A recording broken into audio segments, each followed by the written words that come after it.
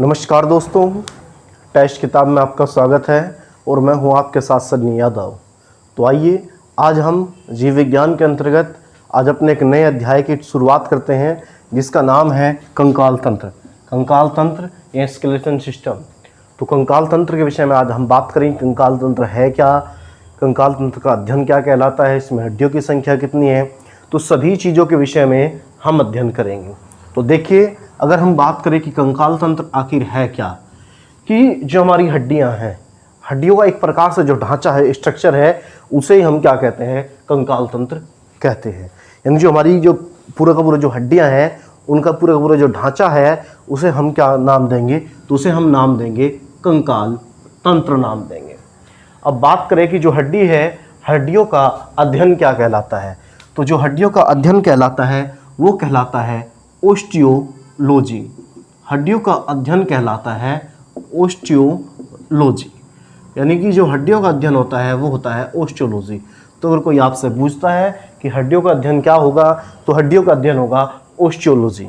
इसी के साथ अगर बात करें हम हड्डियों की बीमारियों का अध्ययन, अगर हड्डियों की बीमारियों के अध्ययन की बात करें तो उसे कहा जाता है ऑर्थोलॉजी। यानी कि जो हड्डियों की बीमारियों का अध्ययन है उसे कहेंगे हम ऑर्थोलॉजी, और हड्डियों का जो अध्ययन है उसे कहा जाएगा ओस्टियोलॉजी।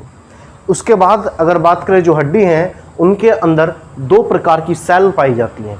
हड्डियों के अंदर दो प्रकार की सेल पाई जाती हैं। दो प्रकार की सेल, दो प्रकार की सेल का मतलब कोशिका, दो प्रकार की कोशिका पाई जाती है। तो उन कोशिकाओं का नाम क्या है, पहली कोशिका का नाम है ओस्टियोसाइट, ओस्टियोसाइट, और दूसरी कोशिका का नाम की बात करें तो वह है ओस्टियोब्लास्ट, ओस्टियोब्लास्ट। अगर ओस्टियोसाइट की बात करें तो ये करती है हड्डियों का निर्माण। अगर ओस्टियोब्लास्ट की बात करें तो ये करती है हड्डियों का पुनः निर्माण। देखिए, ये करेगी हड्डियों का निर्माण और ये करेगी हड्डियों का पुनः निर्माण। इन जो हड्डी बनती है तो इनका जो निर्माण में सहायक है वो कौन है, ओस्टियोसाइट। लेकिन यदि आपकी हड्डी टूट जाती है, उसके बाद उसका पुनः निर्माण होता है, तो उसमें जो सहायक कोशिका है वो कौन सी है, तो वो होगी आपकी ओस्टियोब्लास्ट।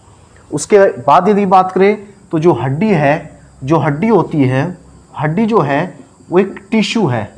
टिश्यू का मतलब वो एक ऊतक है। हड्डी जो है वो एक ऊतक है, यानी ऑर्गन नहीं है, एक ऊतक है, टिश्यू है। तो अगर आपसे पूछा जाए कि हड्डी क्या है, तो हड्डी एक ऊतक है, आपका टिश्यू है। उसके बाद यदि आपसे पूछा जाए कि सबसे जो कठोर ऊतक होता है, तो याद रखेंगे जो सबसे कठोर ऊतक है वो भी हमारा क्या है, हड्डी है। यानी जो सबसे कठोर टिश्यू होगा, सबसे कठोर जो ऊतक होगा वो भी हमारा क्या होगा, हड्डी होगा। उसके बाद यदि हम बात करें कि जो शिशु होता है, यानी कि जो एक बच्चा होगा, शिशु जो होगा हमारा, शिशु में जो हड्डियों की संख्या होगी वो कितनी होगी, 300 होगी। लेकिन यदि एक वयस्क व्यक्ति की बात करें तो जो वयस्क व्यक्ति होगा उसमें जो हड्डियों की संख्या है वो कितनी होगी, 206 होगी। उसमें हड्डियों की संख्या 206 होगी। देखिए, जब शिशु होगा तो मान लीजिए उसमें हड्डी है, 3 हड्डी हैं, लेकिन जब वो वयस्क अवस्था में पहुंच जाता है तो ये तीनों की तीनों हड्डी आपस में जुड़ जाती है। तो पहले कितनी काउंट हो रही थी, 3। उसके बाद वयस्क अवस्था में आने के बाद हड्डी कितनी काउंट होगी, केवल 1 हड्डी काउंट होगी। तो इस प्रकार वयस्क अवस्था तक आते आते हड्डियों की संख्या 300 से घटकर कितनी हो जाती है, हमारी 206 हो जाती है। तो अब देखिए, अगर आपसे पूछे कि भाई हड्डियों का अध्ययन क्या होगा, ओस्टियोलॉजी। हड्डियों की बीमारियों का अध्ययन ऑर्थोलॉजी। हड्डी में कितने प्रकार की कोशिका पाई जाएगी, 2, ओस्टियोसाइट, ओस्टियोब्लास्ट। ओस्टियोसाइट का काम क्या है, हड्डियों का निर्माण। ओस्टियोब्लास्ट का काम क्या है, हड्डियों का पुनः निर्माण। हड्डी क्या है, तो एक टिश्यू है, एक ऊतक है। उसके बाद यदि बात करें कि जो शिशु होता है, बच्चा होता है, उसमें हड्डियों की संख्या कितनी होगी, 300, और जो वयस्क व्यक्ति होगा उसमें हड्डियों की संख्या कितनी होगी, तो 206 होगी। आज हमें यही 206 की 206 हड्डियों के विषय में हमें पढ़ना है, ठीक है। बाकी मैंने बताया था कि इसकी जो PDF है वो आपको टेस्ट किताब के नाम से टेलीग्राम चैनल है, टेस्ट किताब। तो अगर आप उससे ज्वाइन करोगे तो वहाँ पे इसकी जो PDF है, इसकी PDF आपको वहीं पर प्राप्त हुई। केवल यहाँ पे बातों को समझे, ठीक है। तो उसके बाद हम आगे बढ़ते हैं। उसके बाद हम आगे बढ़ते हैं। तो आगे अब हम हड्डियों के बारे में देखेंगे। जो हमारी 206 की 206 हड्डी हैं उनके विषय में देखेंगे, कौन सी हड्डी कितनी हड्डी शरीर के किस हिस्से में है। तो ये था हमारा कंकाल तंत्र। तो आपको पता है इस कंकाल तंत्र में कितनी हड्डी है, तो 206 हड्डी है इस कंकाल तंत्र में। तो इस कंकाल तंत्र को क्या है, ये कंकाल तंत्र हमारा दो हिस्से में बटा हुआ है, दो हिस्से में बटा हुआ है। पहले की अगर बात करें तो ये है अक्ष कंकाल, और दूसरे हिस्से की बात करें तो है हमारा उपांग कंकाल। उपांग कंकाल। अक्ष कंकाल की बात करें तो अक्ष कंकाल में हड्डियों की संख्या है 80, और उपांग कंकाल की बात करें तो उपांग कंकाल में हड्डियों की संख्या है 126। 80 और 126 कितनी हो जाएगी हमारी 206। देखिए अक्ष, एक्सिस, एक्सिस यानी सामने वाला हिस्सा जो हमारा सिर है, और इससे लेकर जो पूरा का पूरा ये हिस्सा है हमारा, तो ये आएगा हमारा अक्ष कंकाल में। और उपांग कंकाल की बात करें जो हमारे हाथ और पैर यानी जो बाहरी हिस्सा हो गया हमारा, ये आएंगे हमारे उपांग कंकाल में। ठीक है, तो अब देखते हैं अक्ष कंकाल। तो अगर अक्ष कंकाल की बात करें तो अक्ष कंकाल को हम 4 हिस्सों में बांट देंगे। 4 हिस्सों की बात करें तो पहला हिस्सा जो होगा वो होगा हमारा खोपड़ी, वो होगा हमारा खोपड़ी। और खोपड़ियों में हड्डियों की संख्या की बात करें तो कितनी होगी 29। उसके बाद यदि बात करें पसलियाँ, पसलियाँ, तो पसलियों की जो संख्या होगी वो कितनी होगी 24। पसलियों की संख्या, पसली जो होंगी हमेशा जोड़े में होगी, तो 12 जोड़े ये 24 पसली आप बोल सकते हैं। उसके बाद यदि बात करें तो उसके बाद होगी हमारी मेरुदंड यानी कि रीढ़ की हड्डी। तो मेरुदंड की बात करें तो कितनी होगी 26। और उसके बाद आती है हमारी नंबर 4 उरोस्थी, स्टर्नम भी बोलते हैं इंग्लिश में, उरोस्थी। उरोस्थी की संख्या कितनी होगी तो 1 होगी। उरोस्थी की संख्या कितनी होगी 1 होगी। अगर उपांग कंकाल की बात करें, उपांग कंकाल को हम 2 हिस्से में बांटेंगे। नंबर 1 होगा हमारा पाद, और पादों की संख्या कितनी होगी 120। और दूसरा होगा मेखलाएं। मेखलाएं की बात करें तो मेखलाएं कितनी होगी 6। तो 120 ये, 6 ये, 26। उसके बाद ये बात करें 29, 30 और 26, 50, तो कितने हो गए हमारी 80 हड्डी होंगी। देखिए अक्ष कंकाल में कितनी हड्डी हैं 80। देखिए बात को समझिए, खोपड़ी ये जो पूरा का पूरा हिस्सा है, मतलब ये चेहरे तक के पूरा का पूरा है, इसमें कितनी हड्डी है 29। उसके बाद पसलियों की बात करें तो ये जो हमारी पसली है तो कितनी है जोड़े में 12 इस साइड 12 इस साइड, तो कितनी होगी 24 पसली। मेरुदंड यानी कि जो हमारी रीढ़ की हड्डी है, यानी जो बैकबोन वाला हिस्सा है, तो इसमें कितनी हड्डी होगी हमारी 26। उरोस्थी, अब देखो उरोस्थी क्या होगी, जो हमारी पसली है ना, पसली 12 इस साइड है 12 इस साइड है, तो इनके बीच में एक चपटी हड्डी है, इनके बीच में एक चपटी हड्डी है, तो उसी हड्डी को हम क्या बोलते हैं, उसी हड्डी को हम बोलेंगे उरोस्थी। उस हड्डी को कहा जाएगा उरोस्थी कहा जाएगा।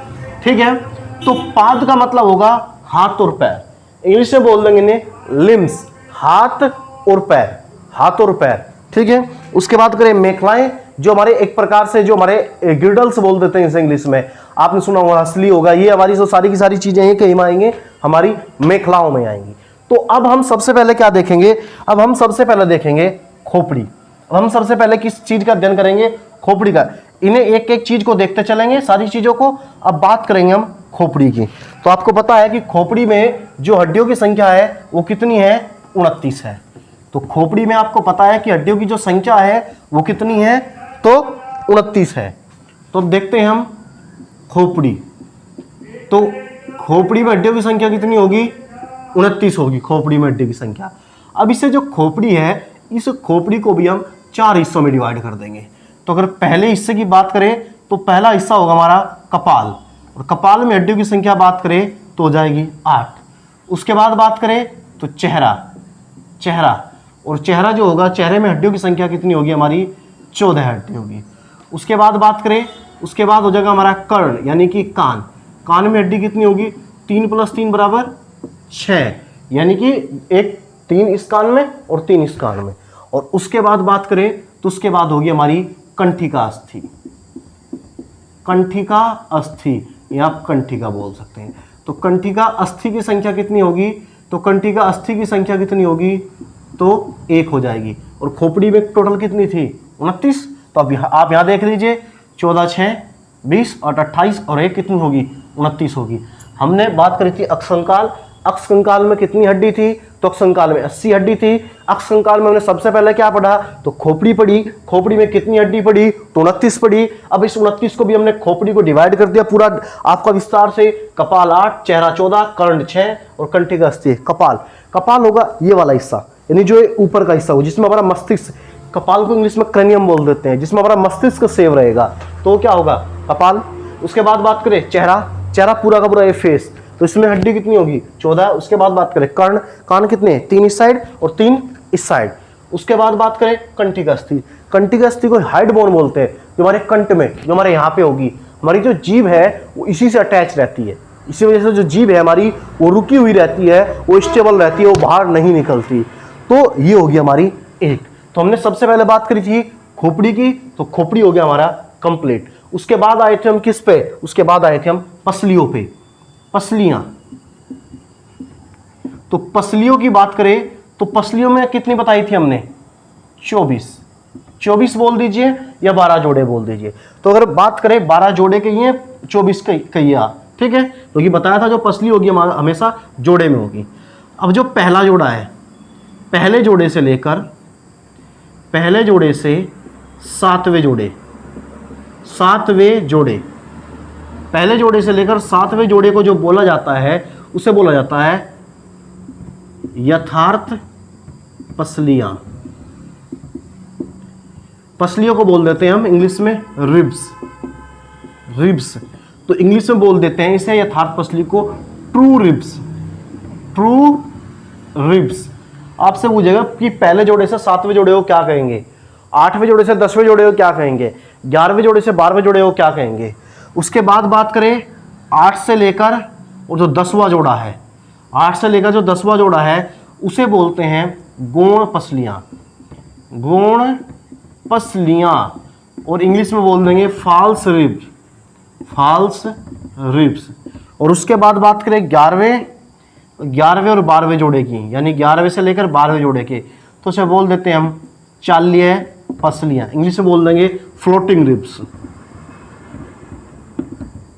Floating ribs. देखिए बात को समझिए, यहाँ पे देखिए ये हमारी पसलियां हैं, ये बीच में उरोस्थी है, बीच में उरोस्थी आपको बताया था। ये इस प्रकार से हमारी पसलियां जोड़ों में है, इस प्रकार से 3 4 5 6 7, ये 7 हो गई। तो पहले से लेकर जो 7वां जोड़ा तक है ये बिल्कुल ठीक फॉर्म में जुड़े हैं।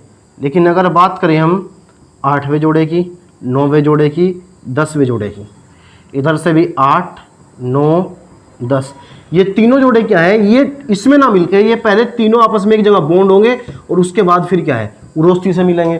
तो ये क्या है गलत तरीके से मिले, तो इसमें तेने क्या बोल दिया हमने फॉल्स रिब्स बोल दिया, यानी कि गौण पसली बोल दी। उसके बाद बात करें 11वें और 12वें जोड़े की, 11वां और 12वां, 11वां और 12वां, ये बहुत ही हल्का सा अटैच हुआ है, तो ये हल्का सा इसमें मूवमेंट रहता है, इस वजह से चाल्य पसली, चलने वाली पसली, ये फ्लोटिंग रिब्स बोलते हैं। तो ये हमारा हो गया पसलियां।